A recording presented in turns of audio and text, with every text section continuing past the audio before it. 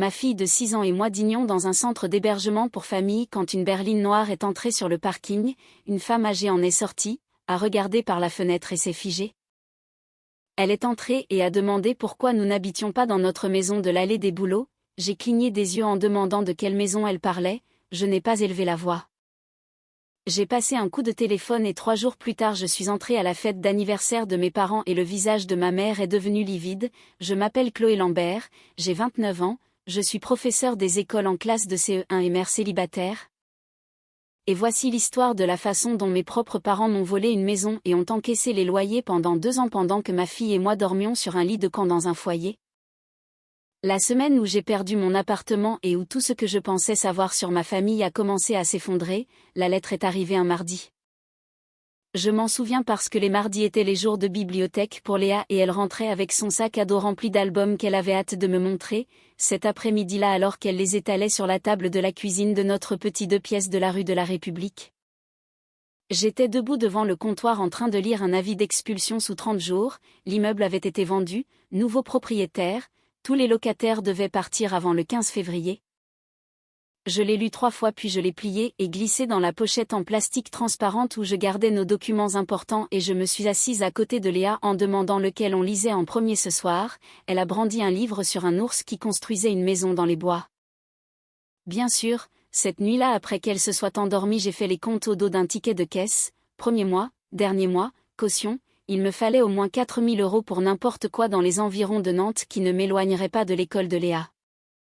J'avais 1 100 € d'économie, mon dernier chèque de pension alimentaire de Marc avait été rejeté en octobre et celui d'avant n'était jamais arrivé, j'ai appelé ma mère, maman j'ai besoin d'aide, juste temporairement, quelques semaines jusqu'à ce que je trouve un nouvel endroit. Léa et moi pouvons partager une chambre, Béatrice Lambert a marqué une pause, de la façon dont elle le faisait toujours avant de dire non, assez longtemps pour qu'on commence à espérer, chérie nous n'avons pas de place, Thomas et sa femme sont avec nous en ce moment, tu sais comment c'est. Thomas mon frère aîné de 33 ans employé à plein temps dans une entreprise de logistique avec une femme qui vendait de l'immobilier séjournant dans la maison de 4 chambres de mes parents, est-ce que Léa peut au moins rester avec vous pendant que je m'organise ? Ce ne serait pas juste pour les enfants de Thomas, je n'ai pas discuté, je ne discutais jamais, j'ai dit d'accord maman comme je le disais depuis toujours et j'ai raccroché. 3 jours plus tard Léa et moi nous sommes enregistrés au foyer de l'Espoir sur le boulevard de la Paix avec 2 valises et un ours en peluche nommé Capitaine, l'employé m'a remis une feuille de règlement et un numéro de chambre. Le couloir sentait l'eau de javel industrielle et la sauce tomate de quelqu'un d'autre, le néon au-dessus de notre porte bourdonnait à une fréquence que j'entendrais dans mon sommeil pendant les 2 mois suivants, Léa m'a regardé en demandant si c'était un hôtel, c'est temporaire mon cœur. Je devais y croire, les lits étaient des couchettes à cadre métallique avec des matelas enveloppés de vinyle, Léa a pris celui du haut parce qu'elle disait que c'était comme une cabane dans les arbres. Je m'allongeais en dessous d'elle en fixant le dessous des lattes écoutant ses mouvements et ses soupirs, maman la lumière fait du bruit, elle parlait du tube fluorescent dans le hall, il vrombissait par la fente sous notre porte, un sifflement électrique mince qui ne s'arrêtait jamais. Ferme les yeux Léa je vais te raconter une histoire, j'en ai inventé une sur une fille qui pouvait parler au renard, je ne me souviens pas de l'intrigue. Je me souviens juste qu'au moment où j'ai manqué de mots la respiration de Léa était devenue lente et régulière et le couloir était silencieux à l'exception de ce bourdonnement et quelque part dans le couloir une femme pleurant doucement derrière une porte fermée, je n'ai pas dormi. Je restais là et je pensais à la chose que je ne pourrais jamais dire à haute voix, elle va s'en souvenir, pas de l'histoire des renards, de ça, du lit superposé, de la lumière qui bourdonne, de l'odeur. Un jour elle sera assez grande pour comprendre ce qu'est un centre d'hébergement et elle saura que sa mère n'a pas pu lui offrir un foyer, cette pensée pesait sur ma poitrine comme une pierre. Le lendemain matin une femme aux yeux marron chaud avec un badge indiquant Inès assistante sociale a frappé à notre porte, Chloé on m'a confié ton dossier, est-ce qu'on peut parler ? Inès était professionnelle mais pas froide, elle m'a expliqué les listes d'attente pour les logements sociaux. Les programmes d'aide d'urgence, les délais pour les aides au logement, elle n'a rien édulcoré. Quand j'ai demandé combien de temps la plupart des familles restaient ici elle a marqué un temps d'arrêt et a dit que cela variait mais qu'elle ferait en sorte que j'ai tout ce qu'il faut pour sortir le plus vite possible. Ce soir-là j'ai envoyé par message à ma mère une photo du dessin de Léa fait à l'école, un arc-en-ciel au-dessus d'une maison. Béatrice a répondu 3 heures plus tard en me disant d'arrêter d'être dramatique et que beaucoup de gens traversent des moments difficiles. J'ai fixé l'écran puis j'ai fait une capture d'écran du message et je l'ai enregistré dans un nouvel album nommé Preuve, je ne savais pas encore pourquoi, je savais juste que je devais le garder, voici à quoi ressemblait une journée, 5h30 alarme sur mon téléphone. Volume bas pour ne pas réveiller la famille dans la chambre d'à côté, douche dans la salle de bain commune, eau tiède, pas de verrou sur la cabine, Tom acheté au bazar parce que le carrelage avait une pellicule dessus à laquelle je ne voulais pas penser, habiller Léa. Tresser ses cheveux avec un peigne que je gardais dans mon sac parce que j'avais appris vite que tout ce qui restait dans la salle de bain disparaissait, la déposer à la garderie à 7h15. Conduire 12 minutes jusqu'à mon école primaire située dans un quartier difficile où j'enseignais à des élèves qui arrivaient parfois le ventre vide, ce qui signifiait que je gardais un tiroir de barres de céréales dans mon bureau, enseigner toute la journée, récupérer Léa à 16h. Retour au foyer à 17h, chaque soir Léa dessinait, elle dessinait constamment, le foyer avait un bac de crayons donnés dont la moitié était cassée et Léa les utilisait tous, elle dessinait des fleurs, des chiens, des arcs-en-ciel mais surtout elle dessinait des maisons. Des maisons avec de grandes fenêtres, des maisons avec des jardins, des maisons avec des arbres et un chemin menant à la porte et de la fumée sortant de la cheminée même si c'était janvier et que notre dernier appartement n'avait pas de cheminée. Je la regardais dessiner ces maisons et je sentais quelque chose se briser dans ma poitrine à chaque fois. Une nuit après qu'elle se soit endormie, je me suis assise sur la couchette du bas avec un carnet et j'ai refait les calculs, caution plus premier et dernier mois 4200 €. Économie actuelle 1100 €, écart de 3100 € que je n'avais pas, j'ai envoyé un message à Thomas, peux-tu m'aider pour la caution, je te rembourserai d'ici 6 mois, il a répondu le lendemain matin en disant désolé petite sœur, on est un peu serré en ce moment. Maman dit que tu devrais faire une demande de logement social, j'ai posé mon téléphone et j'ai ouvert Instagram, le message le plus récent de Thomas était une photo d'un tout nouveau Audi Q8 flambant neuf avec la légende montée en gamme bénie, je n'ai pas répondu à son message.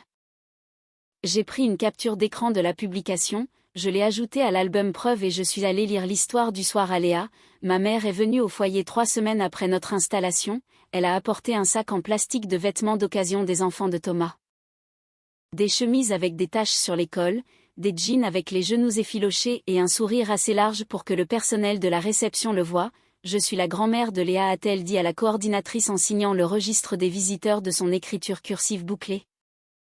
Je voulais juste déposer quelques affaires pour ma petite fille, elle nous a trouvés dans la salle commune, Léa dessinait, Béatrice est entrée les bras ouverts et la voix au perché, voilà ma puce mamie est là, Léa l'a serrée dans ses bras, la coordinatrice souriait depuis la porte.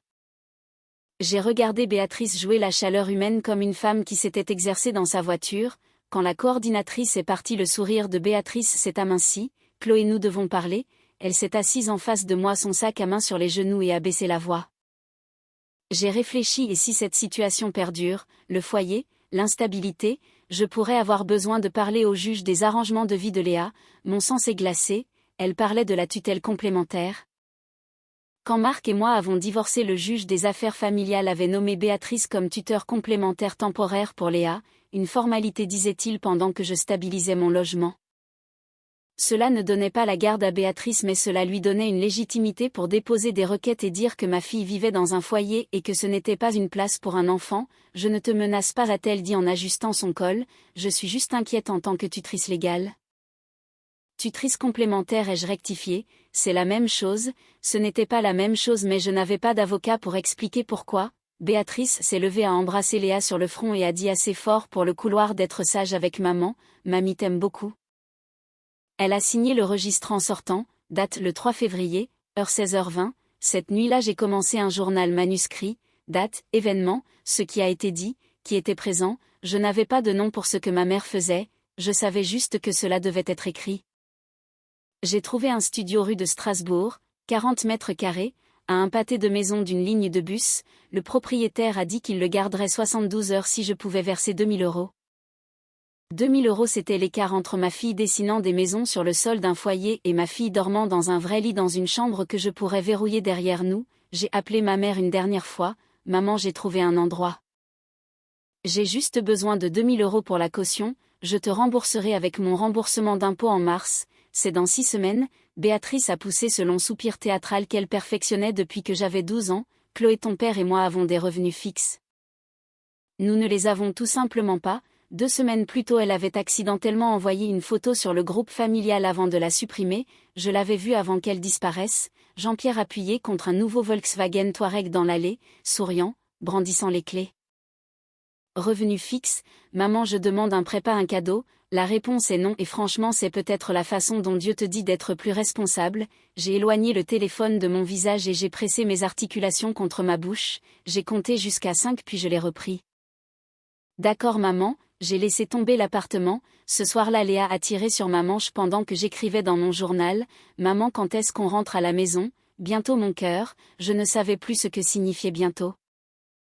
Le mot était devenu mou et sans forme comme quelque chose laissé trop longtemps sous la pluie, après que Léa se soit endormie j'ai ouvert la pochette en plastique transparente, elle était épaisse maintenant, l'avis d'expulsion, les captures d'écran des messages de Béatrice, celles de Thomas.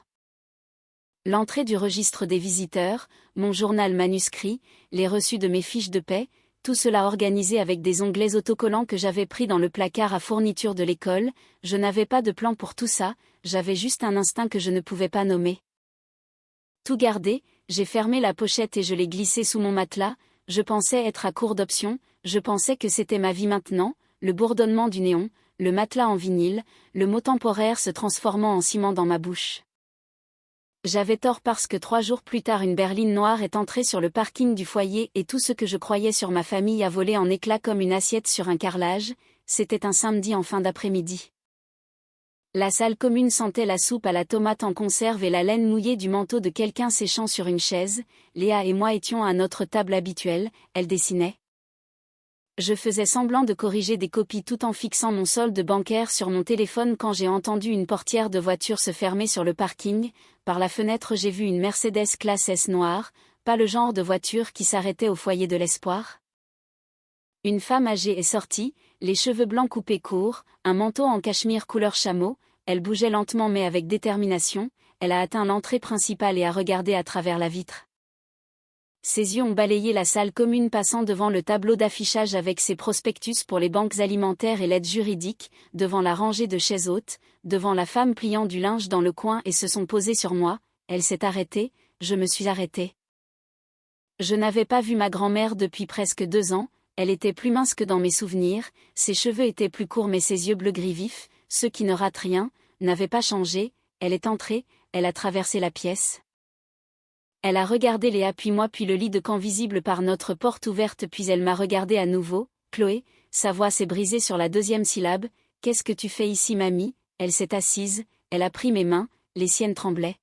« Pourquoi n'habites-tu pas dans ta maison de l'allée des Bouleaux ?» La pièce a basculé, j'ai senti le bourdonnement du néon au-dessus de nous comme s'il s'était glissé à l'intérieur de mon crâne. « Quelle maison ?» Geneviève Hargrove m'a fixé, j'ai soutenu son regard. Léa a levé les yeux de son dessin et a dit bonjour de la façon dont les enfants de 6 ans disent bonjour, facile, sans souci, comme si le monde ne venait pas de se fissurer. Ma grand-mère a fouillé dans son sac à main et a sorti son téléphone, elle a ouvert un fichier et a tourné l'écran vers moi. J'ai vu mon nom, j'ai vu une adresse, j'ai vu les mots fiducie irrévocable et bénéficiaire Chloé Léonore Lambert et une date d'il y a 2 ans, un acte de propriété pour une maison à mon nom que je n'avais jamais vue, pour laquelle je n'avais jamais signé, dont on ne m'avait jamais parlé. Je ne comprends pas, ai-je dit, la mâchoire de Geneviève s'est serrée, moi non plus mais j'ai l'intention de comprendre, Inès nous a apporté du café dans des gobelets en carton et a quitté la petite salle de réunion sans qu'on lui demande. Elle a lu la situation comme le font les bons travailleurs sociaux, un regard sur mon visage, un sur celui de ma grand-mère et elle a fermé la porte derrière elle, Geneviève tenait le gobelet mais ne buvait pas. Après le décès de ton grand-père a-t-elle dit j'ai vendu la plupart des propriétés mais j'en ai gardé quelques-unes, l'une d'elles était une maison de 3 chambres dans l'allée des Bouleaux, je l'ai achetée avec l'idée que toi et Léa y vivriez. Elle avait mis en place une structure juridique irrévocable, j'étais la bénéficiaire, la maison était à moi sans hypothèque, elle avait donné les documents à Béatrice parce que Béatrice était sa fille et qu'elle lui faisait confiance, ta mère m'a dit que tu avais emménagé en avril dernier.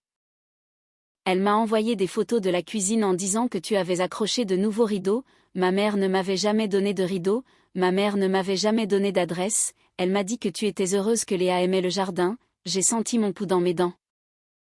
Mamie, je n'ai jamais mis les pieds dans cette maison, je ne savais pas qu'elle existait il y a 60 secondes, Geneviève a posé son café, sa main était stable maintenant, quand elle a reparlé sa voix était différente, calme, précise. La voix d'une femme qui avait dirigé une entreprise immobilière pendant 40 ans et qui reconnaissait la fraude quand elle la sentait. Et qu'est-ce que Béatrice t'a dit à mon sujet? J'ai senti le sol basculer à nouveau. Elle a dit que tu voulais de l'espace. Qu'après la mort de grand-père tu avais coupé les ponts, que tu ne voulais plus entendre parler de nous. J'ai changé de numéro de téléphone quand j'ai déménagé à La Baule, j'ai donné le nouveau à ta mère. Geneviève a marqué une pause, seulement à ta mère. La pièce était très silencieuse. Elle m'a dit que tu étais dans une maison de retraite médicalisée spécialisée. Ai-je chuchoté? Geneviève a presque souri, mais c'était le genre de sourire qui contenait du verre pilé. J'ai 78 ans, Chloé. J'habite à 20 km d'ici et j'envoie des cartes d'anniversaire à ce code postal de foyer depuis 2 ans en croyant qu'elles arrivaient dans une maison. Elle a sorti un message sur son téléphone, des messages de Béatrice datés de plusieurs mois. Chloé adore la maison. Maman, merci beaucoup. La chambre de Léa est peinte en jaune, sa couleur préférée, et puis une photographie, une cuisine ensoleillée avec des rideaux bleus et un bol de fruits sur le comptoir. Geneviève a tourné le téléphone vers moi. Reconnais-tu cette cuisine? Je ne la reconnaissais pas car ce n'était pas la mienne. J'apprendrai plus tard après une recherche d'images inversée que c'était une photo libre de droit d'un site de décoration téléchargée et recadrée pour paraître personnelle. Ma mère avait construit une fausse vie pour moi avec rideaux et bol de fruits et l'avait servi à ma grand-mère morceau par morceau pendant que ma vraie vie se déroulait sur un matelas en vinyle sous un néon bourdonnant. Geneviève m'a regardé, alors qui vit dans cette maison depuis 2 ans. Je n'avais pas besoin de répondre, nous le savions toutes les deux. J'ai appelé ma mère ce soir-là depuis le parking du foyer. Léa était à l'intérieur avec Inès, en sécurité. L'air de février traversait mon manteau. J'ai activé l'enregistreur vocal de mon téléphone avant de composer le numéro. Béatrice a décroché à la 4e sonnerie. Chloé, il est tard. Maman, j'ai vu mamie aujourd'hui. Silence, pas le genre normal, celui qui a du poids. C'est impossible, elle est en maison de retraite, elle était ici au foyer. Elle m'a montré un acte de propriété pour une maison dans l'allée des Bouleaux à mon nom. Je pouvais entendre sa respiration changer, devenir plus rapide, plus superficielle, mais quand elle a parlé, sa voix était fluide et répétée. Je ne vois pas de quoi tu parles, ta grand-mère est confuse. Chloé, elle a des problèmes de mémoire, tu le sais bien. Je ne le savais pas parce que ce n'était pas vrai.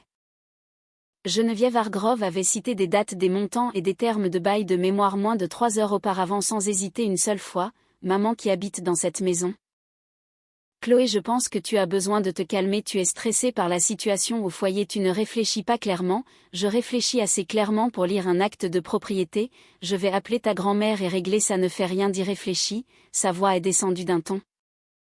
Tu sais ce que les juges pensent des mères instables. L'arme était là, chargée et visée en moins de 2 minutes. J'ai laissé le silence s'étirer puis j'ai dit bonne nuit maman. J'ai raccroché, arrêté l'enregistrement, sauvegardé le fichier et l'ai ajouté à l'album preuve sur mon téléphone.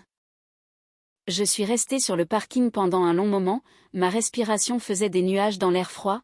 Un bus est passé, ses phares balayant l'asphalte mouillé. Elle m'avait traité d'instable, elle avait traité ma grand-mère de confuse, elle avait une réponse pour tout. Une réponse fluide, pratiquée, immédiate sauf pour l'adresse sur cet acte, et cela m'a dit tout ce que j'avais besoin de savoir. Je suis rentrée, j'ai vérifié, Léa déjà endormi le capitaine sous son menton et j'ai ouvert mon journal, j'ai écrit une ligne. Elle sait, elle n'est pas confuse. Elle n'est pas désolée, elle a peur, et pour la première fois depuis que j'étais entrée dans ce foyer, ce n'était pas moi qui avais peur. Je me suis allongée dans le noir cette nuit-là en écoutant Léa respirer au-dessus de moi, repassant cet appel dans ma tête. Ma mère n'avait pas bégayé, elle n'avait pas hésité, elle n'avait même pas demandé si Léa allait bien, elle avait juste nié avec fluidité comme si elle s'était entraînée pour ça. Je n'arrivais pas à dormir, alors j'ai fait ce que je fais toujours quand mon cerveau ne veut pas se taire. Je suis revenue en arrière, j'ai pensé aux colonies de vacances. Thomas y allait chaque année, moi je restais à la maison et j'aidais Béatrice à faire le ménage parce que quelqu'un doit le faire. Chloé et Thomas a besoin de vivre des expériences. J'avais 9 ans, j'ai pensé à la voiture. Thomas a eu une voiture d'occasion pour ses 18 ans. Quand j'ai eu 18 ans, Béatrice a dit trouve-toi un travail ma chérie, c'est ça le vrai cadeau. J'ai ri parce que je pensais qu'elle plaisantait, elle ne plaisantait pas, j'ai pensé aux études. J'ai été acceptée avec une bourse partielle et Béatrice a demandé si j'étais sûre de pouvoir payer le reste. Thomas a abandonné la fac au milieu de son 2e semestre et Béatrice a dit qu'il se cherchait. J'ai pensé à mon mariage, payé par Marc et moi dans un petit jardin. Béatrice n'a pas contribué parce qu'ils économisaient pour le mariage de Thomas alors que Thomas n'était même pas fiancé. j'ai pensé à mon divorce, j'ai appelé Béatrice 3 jours après le départ de Marc demandant si elle pouvait m'aider pour les frais d'avocat. Tu dois gérer ça toi-même Chloé, nous ne pouvons pas continuer à te secourir, elle ne m'avait jamais secouru pas une seule fois. Quand Thomas a divorcé de sa première femme 2 ans plus tôt, Béatrice a payé son avocat intégralement, 2400 €. Je le sais parce qu'elle l'a dit à toute la famille à Noël en le présentant comme un sacrifice. Allongé sur cette couchette de foyer, j'ai enfin vu le schéma pour ce qu'il était, ce n'était jamais une question d'argent ou de place, il y avait toujours de l'argent pour Thomas. Il y avait toujours de la place pour Thomas, la réponse n'était non que lorsque c'était moi qui demandais, et c'était ainsi depuis aussi longtemps que je m'en souvenais, je n'étais pas le mouton noir, j'étais l'invisible, la fille qu'il gardait pour que le portrait de famille ait l'air complet.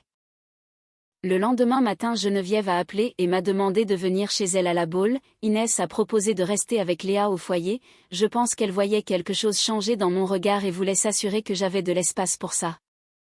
La maison de Geneviève était une villa élégante sur une rue bordée d'arbres, elle m'a accueilli à la porte avec le thé déjà servi et un homme assis à sa table. Chloé, je te présente Maître Bernard, il était l'avocat de ton grand-père pendant 23 ans, je l'ai appelé hier soir.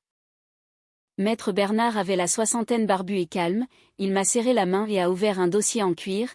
J'ai effectué une recherche dans les registres de la publicité foncière ce matin, a-t-il dit, votre propriété de l'allée des Bouleaux a actuellement un locataire. Le bail a été déposé par Béatrice Lambert signant comme mandataire autorisé pour ces Lambert. J'ai regardé la ligne de signature, il y avait écrit ces Lambert avec une écriture qui ressemblait à la mienne mais qui n'était pas la mienne, les boucles étaient fausses, elle a forgé ma signature, ai-je dit. Il semble que oui, Maître Bernard a fait glisser une autre page sur la table, un tableau qu'il avait constitué à partir des relevés bancaires, loyer mensuel perçu 2200 €, durée 24 mois, j'ai fait le calcul avant qu'il ne le dise. 52 800 € déposés sur un compte détenu conjointement par Béatrice et Jean-Pierre Lambert, rien ne vous a été transféré, Geneviève a posé sa tasse de thé. Elle n'a pas pleuré, elle n'a pas élevé la voix mais ses yeux bleu-gris sont devenus durs d'une manière que je n'avais jamais vue. Ma propre fille, a-t-elle dit doucement volant à une enfant de 6 ans, j'ai fixé le chiffre, 52 800 €. C'était la caution pour l'appartement que j'avais perdu, c'était 2 ans de stabilité que je n'avais jamais eu. C'était des vêtements pour Léa qui n'étaient pas des occasions tachées, c'était chaque nuit passée sur un matelas en vinyle à faire des calculs désespérés. Tout était sur le compte de Béatrice, chaque centime. Maître Bernard a fermé le dossier en disant qu'il y avait plus, elle a également contracté un crédit hypothécaire sur la propriété à votre nom, la pièce est devenue très immobile. Il a expliqué qu'une ligne de crédit de 35 000 € avait été ouverte il y a 14 mois en utilisant des documents forgés, mon nom, mon numéro de sécurité sociale, ma prétendue signature, l'application indiquait ma profession comme gestionnaire immobilier, ce que je n'étais pas. Où est passé l'argent, ai-je demandé, il a tourné la page suivante, des relevés bancaires qui n'étaient pas les miens, le compte joint de Béatrice et Jean-Pierre, il avait surligné les retraits en jaune, 12 000 € pour un entrepreneur en rénovation. La cuisine de rêve de Béatrice et Jean-Pierre, celle dont elle avait publié des photos sur Facebook l'été dernier, 8 000 € pour une carte de crédit. 5 000 € pour un acompte sur le Touareg de Jean-Pierre et 10 000 € un virement unique daté du 14 juin vers un compte appartenant à Thomas Lambert, le même mois où Thomas avait publié son nouveau Audi sur Instagram. Le même mois où Thomas m'avait envoyé un message disant « Désolé, on est serré en ce moment », cela fait un total de 87 800 € à 10 Maître Bernard, loyer plus crédit prélevé sur votre propriété sans votre connaissance ou consentement, j'ai agrippé le bord de la table. 87 800 € pendant que Léa dessinait des maisons qu'elle n'avait pas sur le sol d'un foyer, pendant que je mangeais de la soupe en conserve sous des néons, pendant que ma mère me disait que c'était la façon dont Dieu m'apprenait à être responsable. Maître Bernard m'a regardé par-dessus ses lunettes de lecture, c'est de la fraude Chloé, du faux en écriture, du vol par ruse, nous pouvons aller à la police ou déposer une plainte au civil ou les deux. Geneviève a tendu la main et a posé la sienne sur la mienne en demandant ce que je voulais faire, je n'ai pas répondu immédiatement, j'ai laissé infuser ce chiffre, les signatures forgées, le Audi de Thomas, la cuisine de Béatrice, le Touareg de Jean-Pierre. Tout cela construit sur une maison que ma grand-mère m'avait donnée pour que ma fille ait un foyer, puis j'ai dit que je voulais que ma fille ait sa maison, je voulais que chaque euro soit remboursé et je voulais qu'ils sachent devant tout le monde exactement ce qu'ils avaient fait. Geneviève a hoché la tête une fois, Maître Bernard a repris son stylo, Je suis retournée au foyer ce soir-là et j'ai sorti la pochette en plastique de sous mon matelas, elle devait devenir un dossier d'accusation, j'ai acheté un classeur bleu au bazar et un paquet d'intercalaires. Je me suis assise sur ma couchette après que Léa se soit endormie et j'ai construit le dossier section par section, onglet 1 l'acte de propriété, Geneviève m'en avait donné une copie certifiée conforme, onglet 2 les registres fonciers montrant l'allée des boulots et l'enregistrement du crédit. Onglet 3 le faux bail avec la signature qui n'était pas la mienne, onglet 4 les captures d'écran des messages de Béatrice et Thomas et leur publication Instagram triomphante. Onglet 5 l'enregistrement téléphonique de la voix de Béatrice fluide et assurée traitant ma grand-mère de confuse et m'invoquant le juge, onglet 6 mon journal de foyer chaque entrée datée et détaillée. Maître Bernard a ajouté 2 éléments le lendemain les résultats de la recherche d'images inversées prouvant que la photo de cuisine de Béatrice était une image d'archive et l'attestation d'Inès confirmant que nous résidions au foyer depuis le 17 janvier, je tenais le classeur sur mes genoux. Il était lourd, ce n'était pas de la vengeance était désordonnée et émotionnelle, c'était de la documentation et j'étais enseignante, je savais comment organiser des preuves, Maître Bernard m'a conduite à l'allée des boulots un mercredi matin, j'avais pris une journée de congé. La rue était calme et résidentielle, les maisons étaient d'élégantes constructions avec des porches couverts, le genre de quartier où les gens se sentaient en sécurité, le numéro de la maison avait une petite barrière blanche et un jardin de devant avec du jasmin d'hiver commençant à fleurir. Maître Bernard a frappé, une jeune femme a ouvert la porte, elle tenait une tasse de café surprise de trouver un homme en costume sur son perron, il louait depuis 22 mois et payait 2200 € par mois à une femme nommée Béatrice qui disait être la propriétaire. Ils nous ont montré leur bail avec la même signature forgée, je suis restée sur le trottoir je ne pouvais pas me résoudre à entrer par encore mais j'ai regardé par la fenêtre et j'ai vu une petite pièce à gauche, une chambre. Elle était de la bonne taille pour un lit simple, une table à dessin et une bibliothèque, c'était la chambre que j'avais imaginée pour Léa chaque nuit sans savoir qu'elle existait, dans le jardin arrière visible à travers la clôture il y avait un pneu balançoire suspendu à un chêne. La locataire a dit qu'il était là quand ils avaient emménagé, Léa aurait adoré, j'ai détourné le regard avant de commencer à pleurer, les locataires coopèrent a dit Maître Bernard en revenant vers la voiture. Ce sont des victimes aussi ils ont payé de bonne foi à quelqu'un qui n'avait aucune autorité pour percevoir les fonds, nous allons gérer cela selon les règles, je me suis accroché à ces mots, Maître Bernard a exposé le plan le lendemain après-midi. Étape 1 avis de départ aux locataires actuels 60 jours conformément à la loi, ils ont été coopératifs je n'anticipe pas de problème, étape 2 Geneviève révoque l'accès informel de Béatrice à la fiducie et me désigne comme nouveau fiduciaire. Étape 3 nous déposons une plainte pour fraude auprès du procureur de la République, faux en écriture vol par ruse et usurpation d'identité, étape 4 action civile pour restitution intégrale des 87 800 € plus les frais. Il a levé les yeux en demandant s'il y avait des questions, oui ai-je dit tout cela mais il y a une chose de plus, Geneviève qui écoutait avec les mains jointes m'a regardé et a parlé de la fête, samedi prochain c'était le 35e anniversaire de mariage de Béatrice et Jean-Pierre. Les invitations étaient parties depuis des semaines, Béatrice avait tout organisé elle-même, toute la famille élargie serait là, cousins, tantes, oncles, amis de l'église voisin, 30 personnes peut-être plus qui avaient passé des années à entendre la version de Béatrice sur moi. La fille en difficulté, la reine du drame, celle qui n'appréciait jamais ses parents, 30 personnes qui avaient hoché la tête avec sympathie quand Béatrice disait qu'elle avait tout fait pour moi. J'ai dit que je voulais que chaque personne dans cette pièce entende la vérité pas parce que je voulais l'embarrasser mais parce que j'en avais assez qu'on me demande pourquoi je ne remerciais jamais mes parents. Maître Bernard a réfléchi et a dit qu'il pouvait préparer une lettre de mise en demeure formelle, un résumé des conclusions et un avis d'action judiciaire dans une enveloppe scellée que je pourrais remettre en main propre, je le ferai devant elle ai-je dit. Geneviève a regardé Maître Bernard et il a dit qu'il l'aurait prête pour vendredi. Geneviève m'a pressé la main en disant qu'elle s'assurerait que nous soyons toutes les deux invitées. Avant toute chose je devais briser la chaîne que ma mère avait enroulée autour de mon cou. Maître Bernard a déposé une requête pour mettre fin à la tutelle complémentaire le lundi matin. Les motifs étaient clairs, j'avais un emploi stable, j'avais une résidence vérifiée à venir documenter dans la fiducie et j'avais un réseau de soutien comprenant Geneviève alors que Béatrice faisait l'objet d'une enquête pour fraude créant un conflit d'intérêts disqualifiant. L'attestation d'Inès a été jointe au dossier ainsi qu'une lettre du conseiller scolaire de Léa confirmant un développement normal, mes fiches de paie et le dossier du foyer montrant une parentalité responsable. L'audience a eu lieu jeudi, Béatrice n'a pas été prévenue à l'avance. Maître Bernard a déposé la requête en procédure d'urgence citant le conflit d'intérêts. Sans opposition, le juge a examiné le dossier. Je corrigeais des tests d'orthographe dans la salle des maîtres pendant ma pause déjeuner quand l'email est arrivé. Ordonnance mettant fin à la tutelle complémentaire. La garde légale et physique exclusive de l'enfant mineur est rétablie à la requérante Chloé Lambert avec effet immédiat. Je l'ai lu une fois, deux fois, trois fois, puis j'ai posé ma tête sur la table entre une pile de cahiers et une tasse de café froid et j'ai pleuré silencieusement. Il y avait d'autres enseignants dans la pièce d'à côté mais les larmes coulaient sur mes poignets.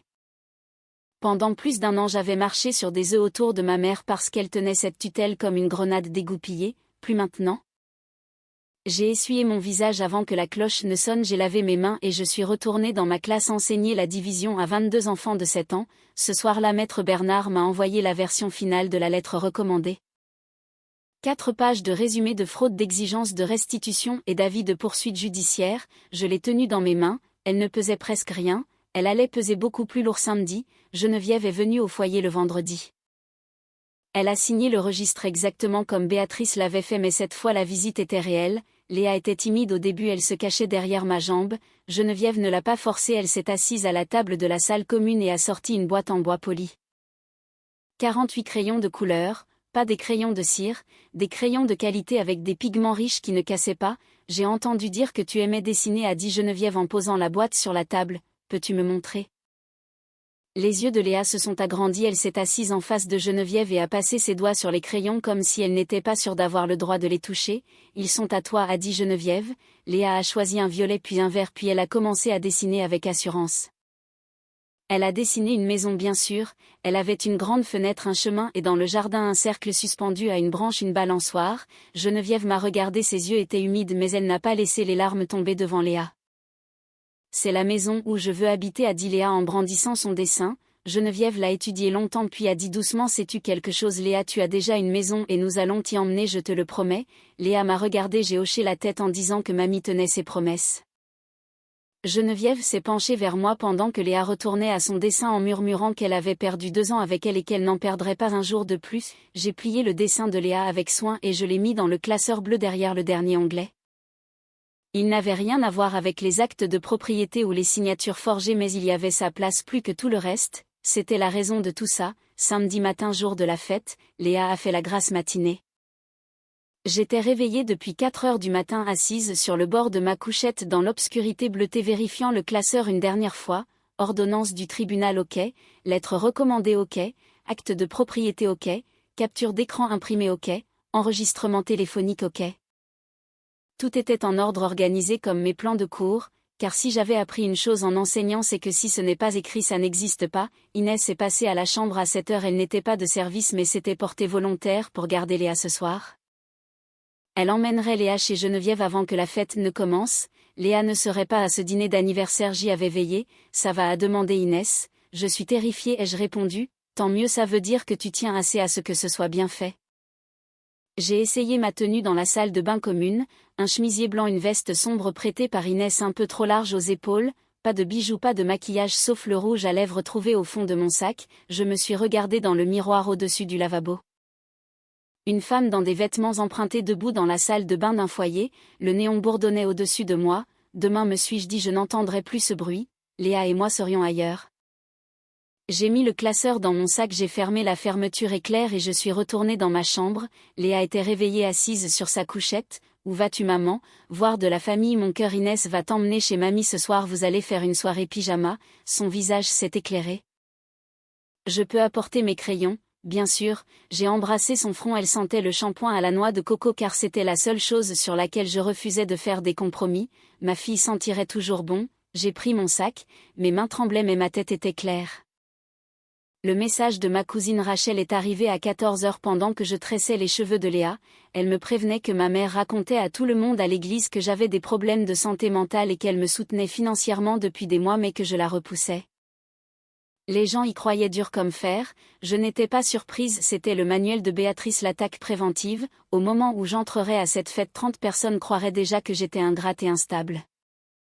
Béatrice m'embrasserait devant eux et ils penseraient qu'elle était une sainte de m'avoir invitée. J'avais regardé faire toute ma vie mais cette fois je connaissais le scénario d'avance.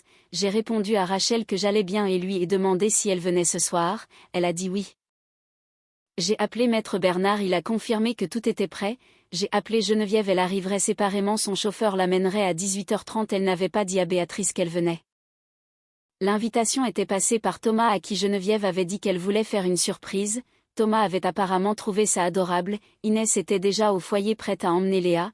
Je me suis agenouillée et j'ai pris le visage de Léa dans mes mains. Amuse-toi bien ce soir, dessine quelque chose pour mamie, je vais dessiner sa maison, a dit Léa, c'est parfait. J'ai lâché prise, j'ai pris mon sac, je suis sortie du foyer dans la pluie de fin d'après-midi, je suis montée dans ma voiture et j'ai conduit vers la maison de mes parents avec un classeur bleu, une lettre recommandée et absolument plus rien à perdre. La maison de mes parents était éclairée comme un plateau de tournage, chaque fenêtre brillait, l'allée était bordée de voitures, à travers la grande baille vitrée je pouvais voir les gens s'agiter avec des assiettes et des verres, tantes, oncles, cousins, amis. La banderole joyeux 35e anniversaire Béatrice et Jean-Pierre était accrochée au mur du salon. Je suis restée dans ma voiture pendant 90 secondes comptant mes respirations, sentant le poids du sac sur le siège passager, puis je suis sortie. La porte d'entrée était ouverte, je suis entrée et l'odeur m'a frappée en premier, lasagne traiteur, pain à l'ail, le gâteau au citron signature de Béatrice qu'elle faisait toujours pour les événements où elle voulait que les gens disent qu'elle était merveilleuse. Une trentaine de visages se sont tournés vers moi. J'ai senti le changement, la façon dont une pièce se recalibre quand la personne dont on vient de parler entre. J'ai vu de la pitié chez ma tante Marie, de l'inconfort chez mon oncle Pierre, un sourire crispé chez la femme de Thomas. Ces gens avaient été briefés, ils savaient que j'étais en difficulté, ils savaient que Béatrice faisait de son mieux, ils avaient déjà choisi leur camp sur un mensonge. Thomas se tenait dans le coin près du buffet tenant une bière, ne rencontrant pas mon regard, et puis Béatrice est sortie de la cuisine, elle portait un chemisier crème, des perles, un brushing frais, l'armure complète de l'anniversaire. Quand elle m'a vu, son sourire s'est figé pendant exactement une demi-seconde, puis il s'est reconfiguré en quelque chose de chaleureux et généreux. Chloé chérie, je suis si contente que tu sois venue. Elle a traversé la pièce les bras grands ouverts et m'a attirée dans une étreinte qui sentait le parfum cher et la laque. Je ne l'ai pas serrée en retour, mes bras sont restés le long de mon corps. Salut maman. Elle m'a tenue par les épaules, a souri pour la galerie et s'est penchée pour murmurer à mon oreille de bien me tenir ce soir et de ne pas oser faire une scène devant les invités. Son murmure était chaud, sa poigne était serrée sur mes épaules. Je l'ai regardée dans les yeux en disant que je n'y songerais même pas. Elle m'a libérée, a lissé son chemisier, s'est tournée vers ses invités et puis on a sonné à la porte. Jean-Pierre a ouvert et l'a encadré par la lumière du porche se tenait Geneviève Hargrove, 78 ans et absolument pas en maison de retraite. Le visage de Béatrice est devenu blanc comme du papier. Maman, a-t-elle chuchoté, surprise, a dit Geneviève. La pièce s'est animée comme elle le fait toujours quand la matriarche entre. Geneviève Hargrove n'était pas une femme qu'on oubliait, elle avait bâti une entreprise immobilière à partir de rien avec son défunt mari. Quand elle entrait, les gens se redressaient. Geneviève, oh mon Dieu, on ne t'a pas vue depuis des années. Ma tante Marie a été la première, puis mon oncle Pierre, puis des cousins dont je ne pouvais pas citer les noms. Ils l'entouraient, embrassade, poignée de main, chaleur authentique. Geneviève recevait chacun d'eux avec grâce. Je me tenais près du couloir et je regardais ma mère. Béatrice n'avait pas bougé du seuil de la cuisine, sa main était sur le cadre, ses articulations étaient livides. Geneviève a tracé son chemin à travers les invités et a fini par atteindre Béatrice. Elle l'a embrassée légèrement. Béatrice, tu as l'air en forme, comment ça va? La voix de Béatrice est sortie trop aiguë. Maman, quelle surprise, je pensais que tu étais, je veux dire, je ne savais pas que tu étais là. Geneviève a souri en disant non, qu'elle était revenue s'installer ici l'année dernière. Elle s'est tournée vers la pièce en demandant si Béatrice ne leur avait pas dit. Plusieurs personnes ont regardé Béatrice qui a ri d'un son bref en disant qu'elle avait dû oublier de le mentionner.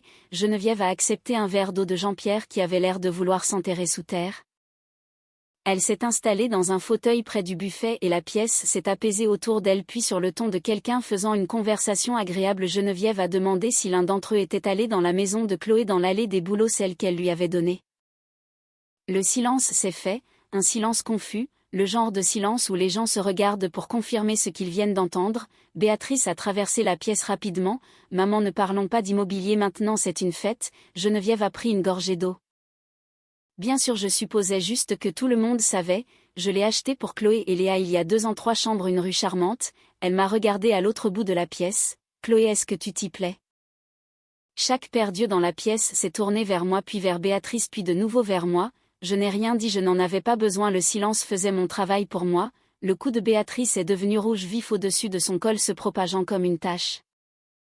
Les murmures ont commencé. les gens regardaient Béatrice pour une explication. Béatrice a ouvert la bouche mais je me suis levée avant qu'elle ne puisse remplir l'espace avec un autre mensonge. Puisque mamie en parle, je pense que tout le monde dans cette pièce mérite la vérité, ai-je dit. Ma voix était stable, je ne sais pas comment, parce que mon pouls martelait si fort que je pouvais le sentir dans le bout de mes doigts, mais j'avais passé 2 mois à avaler mon silence dans un foyer et j'avais fini. Je n'ai jamais mis les pieds dans cette maison, je ne savais pas qu'elle existait il y a une semaine. Les murmures se sont arrêtés, Béatrice a fait un pas en avant. Chloé, arrête, tu es confuse, tu as été soumise à beaucoup de stress. Je ne suis pas confuse, maman. J'ai gardé mes yeux sur la pièce, pas sur elle. J'ai découvert l'existence de la maison parce que mamie est entrée dans le centre d'hébergement d'urgence où Léa et moi vivons depuis 2 mois. 30 visages, 30 expressions figées, la main de ma tante Marie est allée à sa bouche. Une femme du groupe de l'église a demandé un foyer, le foyer de l'espoir sur le boulevard de la Paix, ai-je précisé. Léa et moi y sommes depuis le 17 janvier, lit superposé, salle de bain commune, soupe en conserve pour le dîner. J'ai laissé cela infuser pendant que la maison que mamie a achetée pour nous, celle qu'elle a donnée à maman pour qu'elle me la remette, a été louée par maman pendant 2 ans. Jean-Pierre s'est levé du canapé en disant que ça suffisait. Je l'ai regardé, il était rouge de colère, pointant un gros doigt vers moi. Assieds-toi papa, ai-je dit calmement, je n'ai pas fini. Maman a loué la maison en utilisant un faux bail, mon nom, ma signature que je n'ai jamais donnée. Elle a perçu 52 000 € de loyer, elle a contracté un crédit de 35 000 € sur la propriété aussi à mon nom, aussi sans ma connaissance, total 87 800 €. J'ai prononcé le chiffre clairement, je voulais qu'il soit dans l'air, je voulais que chaque personne dans cette pièce ressente le poids de ce chiffre. Tout a été déposé sur le compte joint de maman et papa pendant que ma fille dessinait des maisons qu'elle n'avait pas sur le sol d'un foyer de sans-abri. Personne ne bougeait, personne ne respirait. La banderole d'anniversaire pendait derrière la tête de Béatrice comme un accessoire dans une pièce de théâtre qui aurait mal tourné. La voix de Béatrice est sortie aiguë et brisée. C'est un mensonge, maman, maman, dis-leur qu'elle ment. Geneviève a posé son verre d'eau. J'aimerais qu'elle mente, a-t-elle dit. J'ai fouillé dans mon sac, la pièce était si silencieuse que je pouvais entendre les lasagnes bouillir dans leur plat. J'ai sorti l'enveloppe blanche, la marque rouge du recommandé était éclatante sous les lumières. Ceci est une mise en demeure formelle préparée par Maître Bernard, avocat au barreau de Nantes, au nom de moi-même et de la fiducie de la famille Hargrove. J'ai posé l'enveloppe sur la table entre le gâteau au citron et un vase de tulipes. Elle contient une copie certifiée de l'acte de propriété me nommant seul bénéficiaire, une copie du contrat de bail que tu as signé en forgeant ma signature. Les relevés bancaires montrant les 52 800 € de loyer déposés sur ton compte sur 24 mois et les relevés de crédit montrant les 35 000 € prélevés sur ma propriété en utilisant des documents frauduleux. Je les ai énumérés comme je lisais une grille d'évaluation à mes élèves de CE1, calme, clair, sans émotion inutile, et un avis indiquant qu'une plainte pour fraude a été déposée auprès du procureur de la République. Béatrice fixait l'enveloppe, elle ne la touchait pas, ses mains étaient le long de son corps, ses doigts recroquevillés tremblaient. Jean-Pierre avait la bouche ouverte mais rien n'en sortait. J'ai fouillé une dernière fois dans le sac et j'ai sorti une simple feuille de papier. Il y a aussi ça, ai-je dit en la brandissant, une ordonnance du tribunal rendue jeudi dernier mettant fin à ta tutelle complémentaire sur Léa avec effet immédiat, la garde exclusive m'a été rétablie. C'est ce qui l'a brisé, pas l'argent, pas les accusations de fraude, mais la tutelle, la laisse qu'elle tenait sur moi depuis 1 an. Tu ne peux pas faire ça, a chuchoté Béatrice, sa voix était dépouillée maintenant à vif, je suis ta mère. Je l'ai regardé, ma mère dans son chemisier crème et ses perles debout devant une banderole célébrant 35 ans d'un mariage construit en partie sur de l'argent volé à sa propre petite fille, et je suis la mère de Léa, ai-je dit, c'est le seul titre qui m'importe en ce moment. J'ai posé l'ordonnance sur l'enveloppe et j'ai reculé. Tu as eu 2 ans pour faire ce qui était juste, tu as eu 730 jours, chaque jour tu aurais pu m'appeler et dire Chloé, il y a une maison, elle est à toi, voici la clé, et chaque jour tu as choisi de ne pas le faire. Je sais, mais tu m'as regardé te supplier pour 2 000 € pendant que tu étais assise sur 87 000 €. Tu m'as dit que Dieu m'apprenait la responsabilité, tu as dit à mamie que j'habitais dans cette maison, tu as dit à la famille que j'étais malade mentalement, tu as utilisé la tutelle de ma fille pour me faire taire. Silence. Alors non, ai-je dit, je ne retirerai pas les plaintes. Je suis ta mère Chloé, est-ce que ça ne signifie rien? Cela signifiait tout pour moi, ai-je répondu, c'est pour ça que ça fait mal, mais j'ai une fille moi aussi et elle ne se demandera jamais si sa mère l'a protégée. J'ai vu Béatrice inspirer pour parler, je n'ai pas attendu. Tu n'as pas ruiné cette famille, maman, tu l'as juste construite sur un mensonge, je ne détruis rien, je suis juste en train d'allumer la lumière. J'ai raccroché, j'ai bloqué le numéro de Thomas, je suis allée dans la salle commune. Léa était assise à la table dessinant avec ses crayons de couleur ceux que Geneviève lui avait donnés. Elle a levé les yeux en demandant ce qu'on dessinait aujourd'hui. Notre nouvelle maison, ai-je répondu en m'asseyant à côté d'elle avec la balançoire. J'ai pris un crayon vert et j'ai commencé l'arbre. Parfois je me demande si ma mère m'a vraiment vu un jour, pas la version qu'elle décrivait aux parents, la fille en difficulté, la dramatique, celle qui n'appréciait jamais rien, pas le bouc émissaire, juste moi. La femme qui préparait les déjeuners à 5h30 du matin, qui corrigeait des tests d'orthographe sur sa pause déjeuner et qui n'a jamais demandé une seule chose qui ne lui était pas due.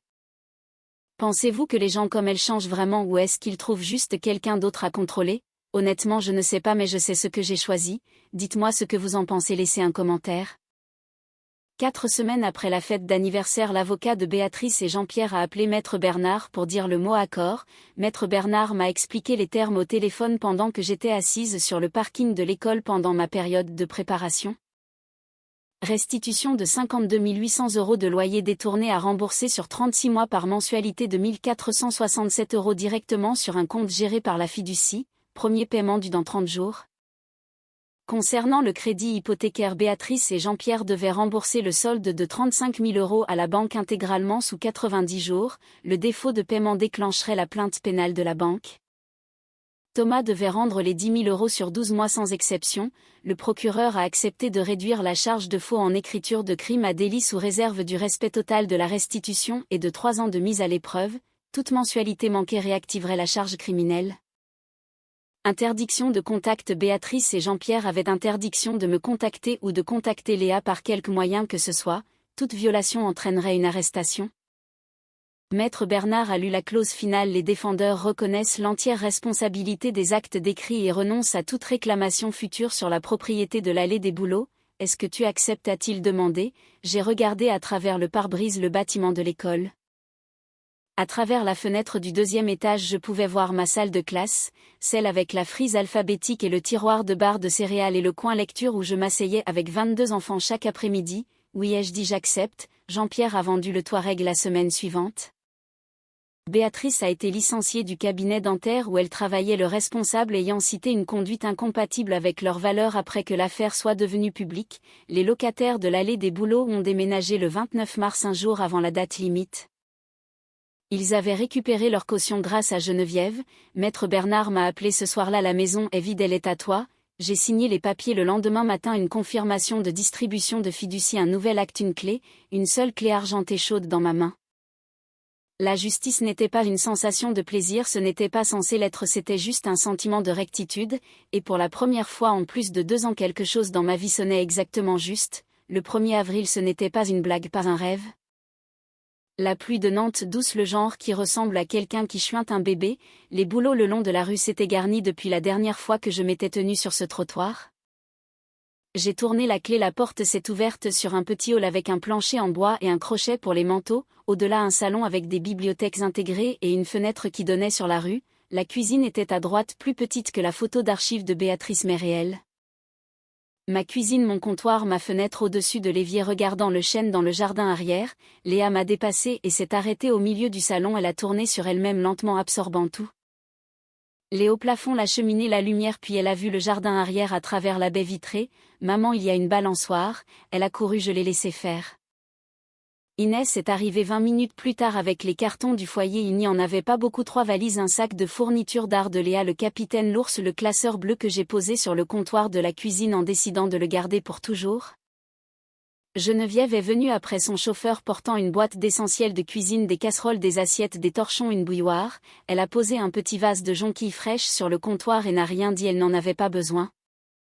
La chambre de Léa était la petite sur la gauche avec les étagères intégrées sous la fenêtre exactement comme je l'avais vu depuis le trottoir. Nous avons installé le lit simple que Geneviève avait commandé, disposé les crayons de couleur sur l'étagère. J'ai pris le dessin de Léa, celui du foyer, la maison avec la grande fenêtre et la balançoire, et je l'ai scotché au mur au-dessus de son lit. Cette nuit-là, pour la première fois en 74 jours, j'ai mis ma fille au lit dans sa propre chambre. Je lui ai lu l'histoire du renard que j'avais inventé notre première nuit au foyer. Elle s'est endormie avant la fin. Je me suis tenue sur le seuil et j'ai écouté. Pas de bourdonnement de néon, pas d'inconnu pleurant dans le couloir, pas de matelas en vinyle qui crise, juste la pluie sur le toit et la respiration lente et régulière de Léa et la maison qui s'apaisait autour de nous comme si elle nous attendait. Je suis allée dans ma chambre, mon lit, ma porte qui se verrouillait de l'intérieur, je me suis allongée dans le noir et j'ai pleuré, mais ce n'étaient pas les larmes du foyer celles que j'avalais pour que Léa ne m'entende pas. Celles-ci étaient différentes, c'étaient les larmes d'une femme qui avait enfin, après 2 ans, arrêté de se noyer. Et le calme n'était pas le calme d'un foyer où le silence signifie que quelqu'un essaie de ne pas pleurer, c'était le calme d'un foyer où le silence signifie que tout le monde est en sécurité. 6 mois plus tard, en octobre, les bouleaux de notre rue sont devenus dorés et Léa a dit qu'ils ressemblaient à des bougies. Elle a commencé le CE1 à l'école du quartier à 5 minutes à pied, je l'accompagnais chaque matin et la récupérais chaque après-midi. Les vendredis, elle rapportait une pochette de dessins et nous scotchions les meilleurs sur le réfrigérateur jusqu'à ce qu'ils disparaissent sous des couches de couleurs. Geneviève venait chaque samedi, elle et Léa s'asseyaient à la table de la cuisine avec les crayons et dessinaient ensemble. Geneviève était nulle en dessin, ce qui faisait rire Léa si fort qu'elle glissait de sa chaise. Léa l'appelait Mamie Geneviève et Geneviève appelait Léa mon artiste. Parfois je les entendais chuchoter entre elles et je me tenais dans l'encadrement de la porte avec une tasse de café et je respirais tout simplement. J'ai commencé à voir une thérapeute en mai, Inès me l'avait recommandé, une femme nommée Dr Kessler spécialisée dans les traumatismes familiaux. J'y suis allée non pas parce que j'étais brisée mais parce que je voulais comprendre pourquoi j'avais dit d'accord maman pendant 29 ans. Cette compréhension est venue lentement comme le printemps arrive à Nantes, gris pendant longtemps et puis soudain tout fleurit d'un coup. Béatrice et Jean-Pierre ont fait leur paiement à temps, je vérifiais le compte de la fiducie une fois par mois puis je fermais l'écran, ils avaient vendu leur maison et emménagé dans un petit appartement de l'autre côté de la ville. J'ai appris cela par Rachel, je ne ressentais pas de satisfaction, je ne ressentais pas de pitié, je me sentais juste bien. Thomas a envoyé un message en août, 3 lignes disant qu'il était désolé, qu'il aurait dû savoir, qu'il aurait dû faire plus. Je l'ai lu, je n'ai pas répondu, peut-être qu'un jour je le ferai, peut-être pas, c'était mon choix maintenant. Un soir d'octobre, Léa dessinait à la table pendant que je corrigeais des copies, elle a posé son crayon et a levé les yeux en demandant maman pourquoi on n'a pas toujours habité ici. J'ai posé mon stylo, j'y ai réfléchi vraiment comme on le fait quand un enfant vous pose une question qui mérite plus qu'un réflexe, parce que parfois il faut un certain temps pour trouver le chemin de la maison mon cœur, mais nous y sommes maintenant et nous y restons. Elle a hoché la tête satisfaite et est retournée à son dessin. J'ai regardé par-dessus son épaule, c'était encore la maison, notre maison, mais cette fois il y avait 3 silhouettes debout devant, une grande, une petite et derrière elle une plus petite avec des cheveux blancs et un grand sourire. J'ai regardé ce dessin pendant un long moment puis j'ai souri, le genre de sourire qui ne pèse rien. Je pensais autrefois que protéger ma fille signifiait garder la paix, avaler le mot non, dire d'accord maman et raccrocher et joindre les mains et attendre que quelqu'un remarque que je me noyais. Maintenant je sais que la protéger signifie s'assurer qu'elle n'ait jamais à se demander si elle mérite un foyer, elle le mérite, elle l'a toujours mérité et maintenant elle en a un et c'est là que mon histoire se termine et que notre nouvelle vie commence. Cette histoire est un rappel poignant que la trahison peut parfois venir de ceux qui sont censés nous protéger le plus. La force de Chloé réside dans sa capacité à transformer son silence en une quête de justice implacable pour le bien de sa fille Léa. En France, comme ailleurs, les dynamiques familiales toxiques peuvent rester cachées derrière des façades de respectabilité, mais la vérité finit toujours par éclater lorsque l'on ose documenter et confronter les faits. Que pensez-vous de la réaction de la grand-mère Geneviève? Aurait-elle dû intervenir plus tôt ou sa découverte fortuite était-elle le seul moyen de briser le cycle de mensonges de Béatrice? Avez-vous déjà vécu ou été témoin d'une situation où un parent utilisait un autre membre de la famille pour son propre profit financier au détriment de ses enfants? Partagez vos réflexions dans les commentaires.